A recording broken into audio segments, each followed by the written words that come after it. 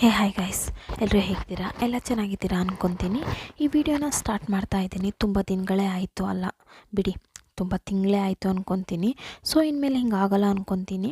ಏನು ಗೊತ್ತಾ, ಈ ಡ್ರಾಮಾ ಮುಗಿಯೋಕೆ ಇನ್ನೂ 7-8 ಎಪಿಸೋಡ್ ಇದೆ. ಸೊ ಇದನ್ನ ಮುಗಿಸಿ ಕಮೆಂಟ್ಲಿ ಸ್ನೋಡ್ರಾಪ್ ಅನ್ನೋ ಡ್ರಾಮಾ ಹೇಳಿದ್ದಾರೆ ಯಶುಗೌಡ ಅನ್ನೋರು. ಸೊ ಅವ್ರು ಹೇಳಿದಾಗೆ ಆ ಡ್ರಾಮಾನು ಸ್ಟಾರ್ಟ್ ಮಾಡ್ತೀನಿ. ಹಾಗೆ ಲವ್ಲಿ ರನ್ನರ್ನ ಕಂಟಿನ್ಯೂ ಮಾಡ್ತೀನಿ. ಒಬ್ಬರು ಸಿಸ್ ಹೇಳಿದ್ರಿ ಇದು ಆಲ್ರೆಡಿ ಹಾಕಿದ್ದಾರೆ ಅಂತ, ಬಟ್ ನನ್ನ ಸಬ್ಸ್ಕ್ರೈಬರಲ್ಲಿ ಒಬ್ಬರು ಕೇಳಿದರು. ಸೊ ಅದಕ್ಕಾಗಿ ಈ ಡ್ರಾಮಾನ ಕಂಟಿನ್ಯೂ ಮಾಡ್ತೀನಿ. ಬೇಜಾರು ಮಾಡ್ಕೋಬೇಡಿ.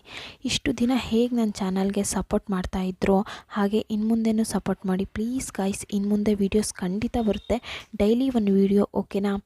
ಬನ್ನಿ ಸ್ಟೋರಿ ಒಳಗಡೆ ಹೋಗೋಣ. ಲಾಸ್ಟ್ ಸೀನಲ್ಲಿ ಸೂ ಮಾಸ್ಟರ್ನ ಹಗ್ ಮಾಡಿರ್ತಾಳೆ. ಸೊ ಇವತ್ತಿನ ಎಪಿಸೋಡಲ್ಲಿ ಏನಾಗತ್ತೆ ಅಂತ ನೋಡೋಣ ಬನ್ನಿ. ಈ ವ್ಯಾಂಪರಾಣಿ ಬಂದು ಅಂದರೆ ಸೂ ಹುಡ್ಕೊಂಡು ಬಂದಿರೋ ದಾಜಿ ಅನ್ನೋಳು ಕೂಡೋಕ್ಕೆ ಅವಳ ಸ್ಕಿನ್ನ ಮ್ಯಾಜಿಕ್ ಮೂಲಕ ತೆಗೆದು ದಾಜಿ ಇರಬೇಕಾಗಿರೋ ಪ್ಲೇಸಲ್ಲಿ ಈ ವ್ಯಾಂಪರಾಣಿ ಬದುಕ್ತಾ ಇದ್ದಾಳೆ. ಅದೇ ಟೈಮಲ್ಲಿ ಸೂಗೆ ಅವ್ನ ಕ್ಲೈಂಟ್ ಆಗಿರೋ ದಾಜಿನ ಕಂಡು ಹಿಡಿಯೋಕ್ಕಾಗ್ತಾ ಇಲ್ಲ. ಹೆಂಗೆ ಕಂಡು ಹಿಡಿಯೋದು ಅಂತ ಯೋಚನೆ ಮಾಡ್ತಾ ಇರುವಾಗ ಶಾನ್ ಇದ್ದಾನೆ ಅಲ್ವಾ, ಅವನು ಒಂದು ಡಿವೈಸ್ ಥರ ತೋರಿಸಿ ಇದ್ರ ಮೂಲಕ ನೀವು ಹುಡುಕ್ತಾ ಇರೋರನ್ನ ಕಂಡುಹಿಡಿಯೋಕ್ಕಾಗುತ್ತೆ ಅಂತ ಹೇಳ್ತಾನೆ.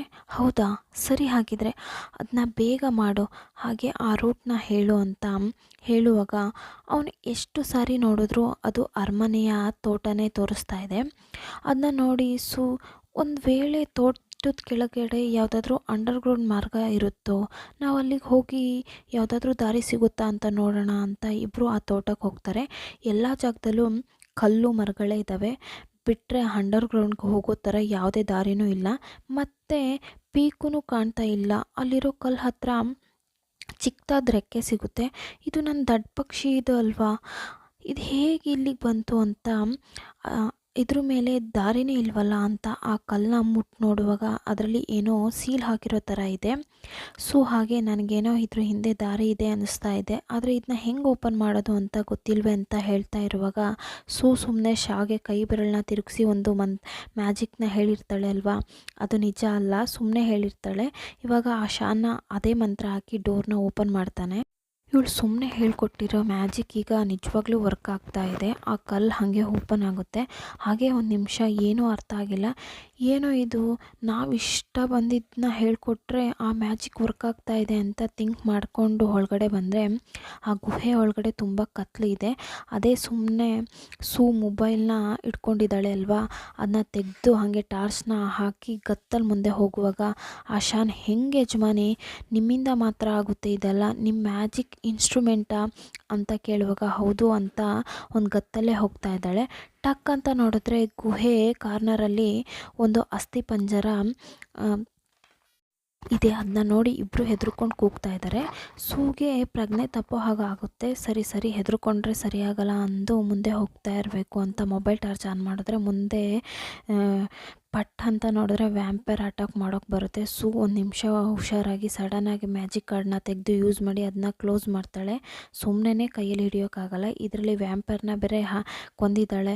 ಒಂದು ಗತ್ತಲ್ಲಿ ಹೋಗ್ತಾ ಇನ್ನೂ ಕತ್ಲೆ ಆಗ್ತಾಯಿದೆ. ಹಾಗೆ ಶಾನ್ ಬಂದು ಅದೇ ಥರ ಮ್ಯಾಜಿಕ್ ಮತ್ತೆ ಮಾಡ್ತಾನೆ. ಫುಲ್ಲಾಗಿ ಬೆಳಕು ಬರುತ್ತೆ. ಆ ಟೈಮಲ್ಲಿ ನೋಡಿದ್ರೆ ಒಳಗಡೆ ಸಿಕ್ಕಾಪಟ್ಟೆ ವ್ಯಾಂಪೈರ್ಸ್ ನಿಂತಿದ್ದಾವೆ. ಇದ್ರ ಮೇಲೆ ಲೇಟ್ ಮಾಡಬಾರ್ದು ಅಂತ ಅವಳ ತಲೆಯಿಂದ ಸಿಲ್ವರ್ ಕ್ಲಿಪ್ನ ತೆಗೆದು ವ್ಯಾಂಪೈರ್ಗೆ ಚುಚ್ಚುತ್ತಾ ಕ್ಲೋಸ್ ಮಾಡ್ತಾ ಇರುವಾಗ ಮತ್ತೆ ಶಾನ್ ಮ್ಯಾಜಿಕ್ನ ಹಾಕಿ ಎಲ್ರೂ ಒಂದೇ ಸರಿ ಕ್ಲೋಸ್ ಮಾಡ್ತಾ ಇದ್ದಾನೆ. ಏನೋ ಇದು ಬಿಟ್ಟರೆ ನಮಗಿಂತ ಮ್ಯಾಜಿಕ್ ಮಾಡೋನಾಗ್ತಾನೇನೋ ಅಂತ ಗುಹೆ ಒಳಗಡೆ ಹೋಗ್ತಾ ಇರುವಾಗ ಲಾಸ್ಟಲ್ಲಿ ಒಂದು ಡೋರ್ ಇದೆ. ಆ ಡೋರನ್ನು ನೋಡಿದ್ರೆ ಅದಾಗೆ ಓಪನ್ ಆಗ್ತಾ ಇದೆ. ಲಾಸ್ಟಲ್ಲಿ ಒಳಗಡೆ ಹೋದರೆ ಈ ದಾಜಿನ ಕಟ್ಟಾಕಿರೋ ಜಾಗಕ್ಕೆ ಬರ್ತಾರೆ. ಆದರೆ ಇವಳು ನೋಡೋಕ್ಕೆ ಆ ವ್ಯಾಂಪೈರ್ ರಾಣಿ ಥರನೇ ಇರ್ತಾಳೆ ಅಲ್ವಾ. ಡೌಟಲ್ಲಿ ಇವಳು ವ್ಯಾಂಪೈರ್ ಅಲ್ವಾ ಅಂತ ಆ ಸಿಲ್ವರ್ ಕ್ಲಿಪ್ನ ಇಟ್ಕೊಂಡು ಚುಚ್ಚೋಕಂತ ಹೋಗುವಾಗ ಪಕ್ಕದಲ್ಲಿ ಯಜಮಾನಿ ಅಂತ ಸೌಂಡು. ಯಾರು ಅಂತ ನೋಡಿದ್ರೆ ಅದು ಪೀಕುನೇ. ಯಜಮಾನಿ, ನೀವು ಅಂದ್ಕೊಂಡಿರೋ ಹಾಗೆ ಅವರು ವ್ಯಾಂಪೈರ್ ಅಲ್ಲ, ಅವರೇ ನಿಜವಾದ ರಾಣಿ, ನಾವು ಹುಡ್ಕೊಂಡು ಬಂದಿರೋ ದಾಜಿ ಅಂತ ಆ ವಿಷಯನ ಹೇಳುತ್ತೆ. ಅದಲ್ಲದೆ ಇಷ್ಟೊತ್ತು ನಡೆದಿರೋ ಎಲ್ಲನೂ ಹತ್ರ ಹೇಳ್ತಾ ಇದೆ. ಬೇಗ ನಾನು ಕರ್ಕೊಂಡು ಹೋಗಿ ಯಜಮಾನಿ, ನಿಮಗೆ ಕ್ಲೂ ಕೊಡೋಕೆ ಅಂತ ನಾನು ಅರ್ಧ ರೆಕ್ಕೆನ ಬಲಿ ಕೊಟ್ಟೆ, ಇರೋದನ್ನ ಇಟ್ಕೊಂಡು ನಾನು ಹಾರಬೇಕು ಅಂತ ಹೇಳ್ತಾ ಇದೆ. ಸರಿ ಅಂತ ಆ ದಾಜಿನ ಕಾಪಾಡಿ ಇವನು ರೂಮ್ಗೆ ಯಾರಿಗೂ ಗೊತ್ತಿಲ್ಲದ ಹಾಗೆ ಇಟ್ಟಿರ್ತಾಳೆ. ಅವರು ಪ್ರಜ್ಞೆ ತಪ್ಪಿರೋದ್ರಿಂದ ಇಲ್ಲಿವರೆಗೆ ನಡೆದಿರೋದು ಏನೂ ಅವ್ರಿಗೆ ಗೊತ್ತಿಲ್ಲ ಅನಿಸುತ್ತೆ. ಈಗ ಕಣ್ಬಿಟ್ಟು ನೋಡಿದ್ರೆ ದಾಜಿ ಭಯದಲ್ಲಿ ಕೂಗಾಡಕ್ಕೆ ಸ್ಟಾರ್ಟ್ ಮಾಡ್ತಾರೆ. ನಾನು ಎಲ್ಲಿದ್ದೀನಿ, ಯಾವ ಜಾಗದಲ್ಲಿ ಅಂತ ಕೇಳುವಾಗ ಸೂ ಹೋಗಿ ಹೆದರ್ಕೋಬೇಡಿ, ನಾವು ನಿಮ್ಮನ್ನ ಆ ಜಾಗದಿಂದ ಕಾಪಾಡಿ ಕರ್ಕೊಂಡು ಬಂದಿದ್ದೀವಿ ಅನ್ನುವಾಗ ದಾಜಿ ನನ್ನ ಕಾಪಾಡಿದ್ದಕ್ಕೆ ತುಂಬ ಧನ್ಯವಾದ, ಆದರೆ ನಿಜವಾಗ್ಲೂ ತೊಂದರೆಯಲ್ಲಿರೋದು ರಾಜನೇ, ನೀವು ಹೆಂಗಾದರೂ ಕಾಪಾಡಬೇಕು ಅಂತ ಕಾಲಿಗೆ ಬಿದ್ದು ತುಂಬ ಅಳ್ತಾ ಇದ್ದಾರೆ. ಸೂ ಇವಳು ಅಳೋದನ್ನ ನೋಡಿ ಫೀಲ್ ಮಾಡಿ ಚಿಂತೆ ಮಾಡಬೇಡಿ, ನಾವು ನಿಮಗೆ ಮಾತು ಕೊಡ್ತೀನಿ, ಏನೇ ಆದರೂ ನಾವು ರಾಜನ ವ್ಯಾಂಪೈರ್ ರಾಣಿಯಿಂದ ಕಾಪಾಡ್ತೀನಿ ಅಂತ ಹೇಳ್ತಾ ಇದ್ದಾಳೆ. ಇವತ್ತೇ ಇವರು ರಾಜನಿಗೆ ಮ್ಯಾಜಿಕ್ನ ತೋರಿಸ್ತೀವಿ ಅಂತ ಹೇಳಿರೋ 7ನೇ ದಿನ ರಾಣಿ ಬಂದು ಇವ್ರನ್ನ ಸಾಯಿಸೋಕ್ಕೆ ಜನನ ಸೆಟ್ ಮಾಡಿ ರಾಜನ ಹತ್ರ ಅವರು ಏನಾದರೂ ಸರಿಯಾಗಿ ಮ್ಯಾಜಿಕ್ ಮಾಡಿಲ್ಲ ಅಂದರೆ ಅವರಿಗೆ ಮರಣದಂಡನೆ ಎಲ್ಲ ಕೊಡಬೇಡಿ ಅಂತ ಆ್ಯಕ್ಟ್ ಮಾಡ್ತಾ ಇದ್ದಾಳೆ. ರಾಜನು ಅದೆಲ್ಲ ಇಲ್ಲ, ಒಳ್ಳೆ ಮ್ಯಾಜಿಕ್ನೇ ಮಾಡ್ತಾರೆ, ಯೋಚನೆ ಮಾಡಬೇಡಿ ರಾಣಿ ಅನ್ನುವಾಗ ಇಬ್ಬರು ಬರ್ತಾ ಇದ್ದಾರೆ. ಬಂದು ರಾಜ ನಾವೀಗ ಮ್ಯಾಜಿಕ್ನ ಸ್ಟಾರ್ಟ್ ಮಾಡೋದಾ ಅಂತ ಕೇಳುವಾಗ ಹಾಂ ಈಗಲೇ ಸ್ಟಾರ್ಟ್ ಮಾಡಿ, ನಾವು ಅದಕ್ಕೆ ಕಾಯ್ತಾ ಇದ್ದೀವಿ ಅಂತ ಹೇಳ್ತಾರೆ. ಅದಕ್ಕೆ ಮುಂಚೆ ಈ ಮ್ಯಾಜಿಕ್ ಮಾಡೋದಕ್ಕೆ ಒಬ್ಬ ಕೆಲಸದ ಹುಡುಗಿ ಬೇಕು ಅಂದು ಅಲ್ಲಿರೋ ಒಂದು ಹುಡುಗಿನ ಕರ್ಕೋತಾರೆ. ಅವ್ರನ್ನ ಒಂದು ಜಾಗದಲ್ಲಿ ನಿಲ್ಲಿಸಿ ಶಾನ್ ದೊಡ್ಡ ಬಿಲ್ಡಪ್ಪಿಂದ ಒಂದು ಬೆಡ್ಶೀಟ್ನ ಆ ಕೆಲಸದ ಹುಡುಗಿ ಮೇಲೆ ಬೀಳುತ್ತೆ. ಸೂ ಮತ್ತು ಶಾನ್ ಇಬ್ಬರು ಸೇರಿ ಆ ಕಾರ್ಡ್ನ ಯೂಸ್ ಮಾಡಿ ಒಂದು ಮ್ಯಾಜಿಕ್ ಸ್ಪೆಲ್ನ ಹಾಕುವಾಗ ಬೆಡ್ಶೀಟು ಸ್ವಲ್ಪ ಸ್ವಲ್ಪ ಬೆಂಕಿ ಎತ್ಕೊಂಡು ಹುರಿಯೋಕ್ಕೆ ಸ್ಟಾರ್ಟ್ ಆಗುತ್ತೆ. ಲಾಸ್ಟಲ್ಲಿ ಆ ಕೆಲಸದ ಹುಡುಗಿ ಕಾಣೆ ಆಗಿ ಅವಳಿಗೆ ಬದಲಾಗಿ ಆ ಜಾಗದಲ್ಲಿ ನಿಜವಾದ ರಾಣಿಯಾದ ದಾಜಿ ಬಂದು ನಿಲ್ತಾರೆ. ಒಂದು ನಿಮಿಷ ವ್ಯಾಂಪೈರ್ ರಾಣಿ ಶಾಕ್ ಆಗಿ ಎದ್ದು ನಿಂತು ನೋಡ್ತಾ ಇದ್ದಾಳೆ. ಆದರೆ ರಾಜ ಬಂದು ಇದಾ ಮ್ಯಾಜಿಕ್ ಅಂತ ಅಂದ್ಕೊಂಡು ಹೊಗಳ್ತಾ ಇದ್ದಾರೆ. ಈ ಥರ ಮ್ಯಾಜಿಕ್ನ ನಾನು ನನ್ನ ಲೈಫ್ ಟೈಮಲ್ಲೇ ನೋಡೇ ಇಲ್ಲ, ನೀವು ಈ ಥರ ಮಾಡ್ತೀರಾ ಅಂತ ಅಂದ್ಕೊಂಡೇ ಇಲ್ಲ, ಅದರಿಂದ ಈ ಶಾನ್ಗೆ ಈ ರಾಜ್ಯದ ಗ್ರ್ಯಾಂಡ್ ಮಾಸ್ಟರ್ ಅನ್ನೋ ಪಟ್ಟನ್ ಕೊಡ್ತೀನಿ ಅಂತ ಹೇಳ್ತಾ ಇದ್ದಾರೆ. ಸೂ ಬಂದು ರಾಜ ನೀಟಾಗಿ ನೋಡಿ, ಇದು ಮ್ಯಾಜಿಕ್ ಅಲ್ಲ, ನಿಂತಿದ್ದಾರೆ ಅಲ್ವಾ, ಇವರೇ ನಿಜವಾದ ರಾಣಿ ದಾಜಿ, ನಿಮ್ಮ ಪಕ್ಕದಲ್ಲಿ ಕೂತಿರೋದು ದೆವ್ವ ಅಂತ ಹೇಳೋಕೆ ಬಂದೋಳು, ಯಾಕೆ ತೊಂದರೆ ಅಂತ ನಿಮ್ಮ ಪಕ್ಕದಲ್ಲಿರೋರು ವ್ಯಾಂಪೈರ್ ಅಂತ ಹೇಳ್ತಾಳೆ. ರಾಜ ಏನು ಹೇಳ್ತಾ ಇದ್ದೀರಾ ಅಂತ ಕೇಳುವಾಗ ನಿಜವಾದ ದಾಜಿನು ರಾಜ ಅವ್ರು ಹೇಳ್ತಿರೋದು ಸತ್ಯನೇ, ನೀವು ಚಿಕ್ಕೋರಿರುವಾಗ ಜೊತೆಲಿದ್ದ ಫ್ರೆಂಡ್ ದಾಜಿ ಅವಳು ಒಂದು ವ್ಯಾಂಪೈರ್ ಅನ್ನುವಾಗ ಅದ್ರ ಬದಲಿಗೆ ಈ ವ್ಯಾಂಪೈರ್ ರಾಣಿನೂ ಸೆಂಟಿಮೆಂಟಲ್ ಆಗಿ ಹೇಳ್ತಾ ಇದ್ದಾಳೆ. ಹೀಗೆ ಇಬ್ಬರು ಚೈಲ್ಡ್ಹುಡಲ್ಲಿ ನಡೆದಿರೋದನ್ನ ಹಾಗೆ ಹೇಳ್ತಾ ಇರುವಾಗ ರಾಜನೇ ಒಂದು ನಿಮಿಷ ಕನ್ಫ್ಯೂಸ್ ಆಗಿ ಸೂ ಬಂದು ಅಯ್ಯೋ ಇಬ್ಬರು ಸ್ಟಾಪ್ ಮಾಡಿರಿ, ಇದು ಮುಗಿಯೋ ಹಾಗೆ ಕಾಣ್ತಾ ಇಲ್ಲ, ಇದಕ್ಕೆ ನಾನು ಒಂದು ಐಡಿಯಾ ಇಟ್ಟಿದ್ದೀನಿ ಅಂತ ಅಂದು ನನ್ನಿಂದ ಆದಷ್ಟು ನಿಜವಾದ ರಾಣಿನ ಇವರೇ ಅಂತ ಪ್ರೂವ್ ಮಾಡೋಕ್ಕಾಗಿಲ್ಲ ಅಂದರೆ ನಿಮ್ಮ ಕೈಯಿಂದಲೇ ನಮ್ಮನ್ನ ಕೊಲೆ ಮಾಡಿ ರಾಜ ಅಂತ ಇದ್ದಾಳೆ. ಯಾಕೆ ನನ್ನ ಸೇರಿಸ್ತಾ ಇದೆಯಾ ಅಂತ ಶಾನ್ ಕೇಳುವಾಗ ನಮ್ಮ ಹತ್ರನೇ ಎಸ್ಕೇಪ್ ಕಾರ್ಡ್ ಇದೆ ಅಲ್ವಾ, ಅದರಿಂದ ಎಸ್ಕೇಪ್ ಆಗೋಣ ಅಂತ ಹೇಳಿ ಸೊ ಏನು ಮಾಡ್ತಾಳೆ ಅಂದರೆ ಒಂದು ಬೌಲ್ ಫುಲ್ಲಾಗಿ ಹ್ಯೂಮನ್ ಬ್ಲಡ್ನ ತೊಗೊಬಂದು ರಾಣಿ ಮುಂದೆ ಇರೋ ಟೇಬಲ್ ಮೇಲೆ ಇಡ್ತಾಳೆ.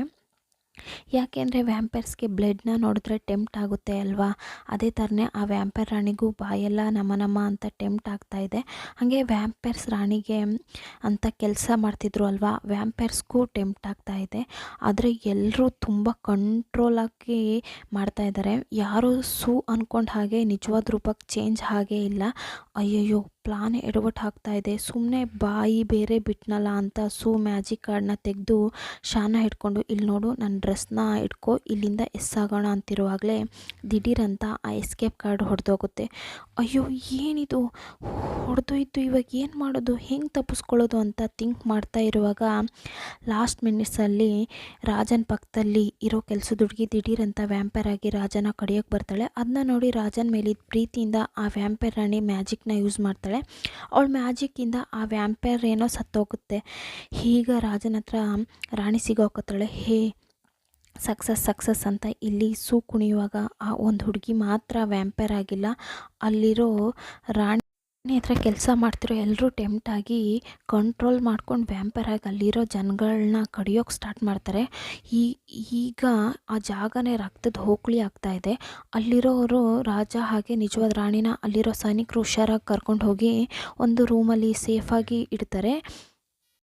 ರಾಣಿ ಕೊಲೆಗಾತಿ ಆಗಿ ಎಲ್ಲ ನಿನ್ನಿಂದಲೇ ಅಂತ ಭಯಂಕರವಾಗಿ ವ್ಯಾಂಪರ್ ಆಗಿ ಚೇಂಜ್ ಆಗ್ತಾ ಇರುವಾಗ ಸೂ ಬಂದು ಅದೇ ನಮ್ಮ ಹತ್ರನೇ ಕಾಡಿದೆ ಅಂತ ಇದ್ದಾಳೆ. ಲಾಸ್ಟಲ್ಲಿ ತಗೋ ಹಿಡ್ಕೊ ಅಂತ ಮ್ಯಾಜಿಕ್ ಹಾಕಿದ್ರೆ ಈ ರಾಣಿ ತುಂಬ ಪವರ್ಫುಲ್ ಆಗಿರೋದ್ರಿಂದ ಅವಳ ಹತ್ರ ವರ್ಕೌಟ್ ಆಗಲ್ಲ. ನೆಕ್ಸ್ಟ್ ಶಾನ್ ಅವ್ನ ಮ್ಯಾಜಿಕ್ ಹಾಕಿ ಆರಿಸ್ತಾನೆ. ಇದು ಸೂ ಮ್ಯಾಜಿಕ್ಕಿಂತ ಎಫೆಕ್ಟಿವ್ ಆಗಿದೆ. ಆದರೂ ಆ ವ್ಯಾಂಪರ್ನ ದೊಡ್ಡದಾಗಿ ಏನೂ ಮಾಡೋಕ್ಕಾಗಿಲ್ಲ. ಇನ್ನು ಮುಂದೆ ಬೇರೆ ದಾರಿ ಇಲ್ದಾಗೆ ಬದುಕಬೇಕಲ್ಲ ಅಂದರೆ ಓಡೋಗಲೇಬೇಕು ಅಂತ ಇಬ್ಬರು ಓಡ್ತಾ ಇರುವಾಗ ಅಲ್ಲಿಗೆ ಹಂಟರ್ಸ್ ಬರ್ತಾರೆ. ಈ ಗುಂಪಿಗೆ ನಾಯಕ ಆಗಿರೋ ಇವರೇ ಹಳೆ ಕಾಲದ ವ್ಯಾಂಪೈರ್ಸಲ್ಲೂ ಹೆಡ್ ಆಗಿರ್ತಾರೆ. ಇವಾಗ ಅರಮನೆನ ಒಂದು ಯುದ್ಧದ ಭೂಮಿಯಾಗಿದೆ. ಅಲ್ಲಿ ದೊಡ್ಡ ಯುದ್ಧನೇ ನಡೀತಾ ಇದೆ. ಲಾಸ್ಟಲ್ಲಿ ತನ್ನ ಅಕ್ಕನ ಕಾಪಾಡೋಕ್ಕೆ ಲಾನ್ ಅನ್ನೋ ವ್ಯಾಂಪರ್ ಬಂದಿದೆ. ಅವನ ಅಕ್ಕನ ಅಟ್ಯಾಕ್ ಮಾಡೋಕ್ಕೆ ಬಂದಿರೋ ಹಂಟರ್ಸ್ನ ಹೊಡೆದಕ್ಕೆ ಬಾ ನಾವು ಈಗಲೇ ಇಲ್ಲಿಂದ ಹೋಗೋಣ, ಇನ್ಮೇಲೆ ಇಲ್ಲಿದ್ದರೆ ಜೀವಕ್ಕೆ ಅಪಾಯ ಅಂತ ಕರೆಯುವಾಗ ಆವಾಗಲೂ ರಾಣಿ ಬಂದು ಇಲ್ಲ ನಾನು ಬರಲ್ಲ, ನಾನು ಸತ್ರು ನನ್ನ ರಾಜನ ಹತ್ರನೇ ಅಂತ ಲಾನ್ನ ತಳ್ಳಿ ರಾಜನ ಹತ್ರ ಬರ್ತಾ ಇದ್ದಾಳೆ. ಇಲ್ಲಿ ರಾಜ ಮತ್ತು ರಾಣಿ ಒಂದು ರೂಮಲ್ಲಿ ಇರ್ತಾರೆ. ವ್ಯಾಂಪರ್ ರಾಣಿ ತನ್ನ ಶಕ್ತಿ ಮೂಲಕ ಅಲ್ಲಿರೋ ಎಲ್ಲರೂ ಸಾಯಿಸಿ ರಾಜನ ಹತ್ರ ಬರ್ತಾ ಇದ್ದಾಳೆ. ಈ ರಾಣಿ ಏನೇ ಕೆಟ್ಟ ರಾಣಿ ಆದರೂ ರಾಜನ ಮೇಲೆ ನಿಜವಾದ ಪ್ರೀತಿನೇ ಇಟ್ಟಿರ್ತಾಳೆ. ಆದರೆ ರಾಜ ಅವ್ರ ಪಕ್ಕದಲ್ಲಿ ಬರೋದನ್ನ ನೋಡಿ ಹೆದರುತ್ತಾ ನಿನಗೇನು ಬೇಕು ಅಂತ ಕೇಳುವಾಗ ವ್ಯಾಂಪೈರ್ ನನಗೆ ಏನೂ ಬೇಡ, ನಿಮ್ಮ ಪಕ್ಕದಲ್ಲಿ ಇರಬೇಕು, ಅದು ಮಾತ್ರ ಬೇಕು ಅಂತ ಫೀಲ್ ಮಾಡಿ ಹೇಳ್ತಿರುವಾಗ ದಾಚಿ ಹತ್ರ ಫೇಸ್ ಮಾಸ್ಕ್ ಹಾಕಿ 7 ದಿನ ಆಯಿತು ಅನಿಸುತ್ತೆ. ಸ್ವಲ್ಪ ವ್ಯಾಂಪೈರ್ ರಾಣಿ ಸ್ಕಿನ್ಸ್ ಸುಲಿಯೋಕ್ಕೆ ಸ್ಟಾರ್ಟ್ ಆಗ್ತಾ ಇದೆ.